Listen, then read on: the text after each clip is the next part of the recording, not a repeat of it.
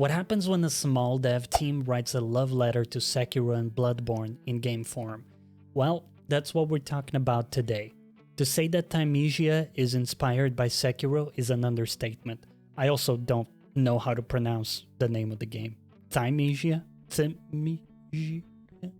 Anyway, it doesn't mean it doesn't offer some cool stuff of its own. Everything down to the button you press to heal is the same here, and the deflection heavy playstyle is back in spades.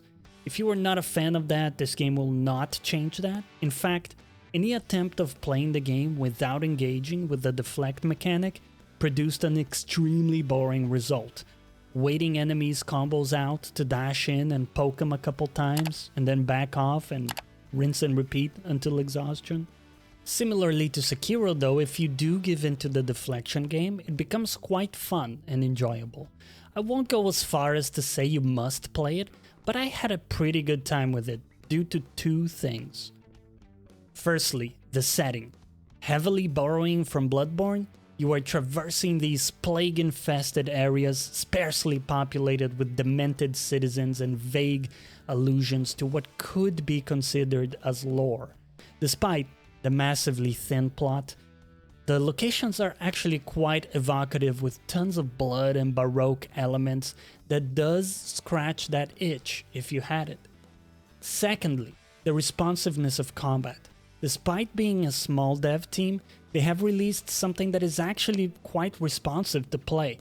Buffering of attacks and dashes are on point, input time for deflects are instant and interrupt other animations for your benefit, and overall the movement just feels smooth, like a baby's ass. Not that I've ever had a chance to put that phrase to the test. But what are these new elements that I alluded to earlier? I seem to claim that they are adding new stuff on top of the proven formula here. Well, kinda. You see, enemies have basically two bars. Think of it as armor. You first gotta shred the armor bar with normal attacks. As you do that, you reveal the underlying green bar, which is the actual health. The heavy claw attacks are good once you reveal the green health bar, so it becomes an act of shredding armor with normal attacks and following up with claw attacks to bring down the actual health. Once it gets to 0, they are stunned and you can do a finisher move on them. Here is where the other unique feature comes in. You can steal their weapons.